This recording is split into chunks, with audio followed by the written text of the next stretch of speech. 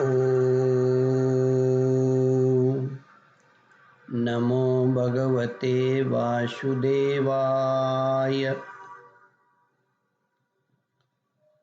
श्रद्धालु भक्तों, श्रीमद् भागवत महापुराण महात्म्य के 6ठे अध्याय के अंतर्गत सप्ताह यज्ञ की विधि का वर्णन करूंगा। इसके पूर्व आप कथा जहां तक श्रवण कर चुके हैं उससे आगे की कथा प्रस्तुत करता हूं। शनकादिक जी कहते हैं कि नारद जी, होम करने की शक्ति न हो तो उसका फल प्राप्त करने के लिए ब्राह्मणों को हवन सामग्री दान करें तथा नाना प्रकार की त्रुटियों को दूर करने के लिए और विधि में फिर जो न्यूनताधिकता रह गई हो उसके दोषों की शांति के लिए विष्णु सहस्त्र नाम का पाठ करें। उसे सभी कर्म सफल हो जाते हैं, क्योंकि कोई भी कर्म इससे बढ़कर नहीं है। फिर 12 ब्राह्मणों को खीर और मधु आदि उत्तम उत्तम पदार्थ खिलाइए तथा व्रत की पूर्ति के लिए गौ और स्वर्ण का दान करें। सामर्थ्य हो तो 3 तोले सोने का सिंहासन बनवाए, उस पर सुंदर अक्षरों में लिखी हुई श्रीमद् भागवत की पोथी रखकर उसकी आवाहनादि विधि उपचारों से पूजा करे और फिर जितेंद्रिय आचार्य को उसका वस्त्र, आभूषण एवं गंधादि से पूजन करे। दक्षिणा के सहित समर्पण कर दे।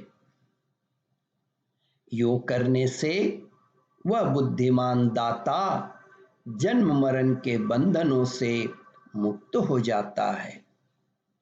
यह सप्ताह परायण की विधि सब पापों की निवृत्ति करने वाली है। इसका इस प्रकार ठीक ठीक पालन करने से यह मंगलमय भागवत पुराण अभिष्ट फल प्रदान करता है तथा अर्थ यानी कि धन, अर्थ, धर्म, काम और मोक्ष चारों की प्राप्ति का साधन हो जाता है, इसमें संदेह नहीं है। शनकादि कहते हैं, शौनक जी, शनकादि का इतना कहने के बाद सूत जी कहते हैं, शौनक जी, यो कहकर महामुनि शनकादि ने 1 सप्ताह तक विधि पूर्वक इस सर्व पाप नाशिनी परम पवित्र तथा भोग और मोक्ष प्रदान करने वाली भागवत कथा का प्रवचन किया। सब प्राणियों ने नियम पूर्वक इसे श्रवण किया। इसके पश्चात उन्होंने विधि पूर्वक भगवान पुरुषोत्तम की स्तुति की।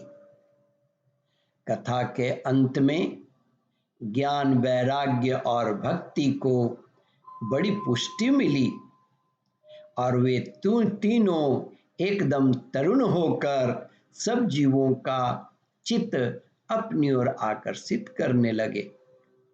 मतलब सब ठीक हो गए, सब युवावस्था हो गया। जिस चीज के लिए नारद जी ने ये कर्म कराया था वो सफलीभूत हो गया।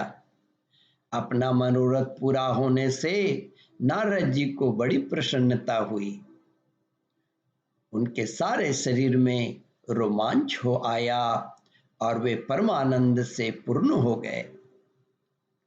इस प्रकार कथा श्रवण कर भगवान के प्यारे नारद जी हाथ जोड़कर प्रेम गदगद वाणी से शनकादि से कहने लगे, ओम परमात्मने नमः। श्रद्धालु भक्तों, इस कथा को ध्यानपूर्वक मनन, श्रवण और चिंतन करें।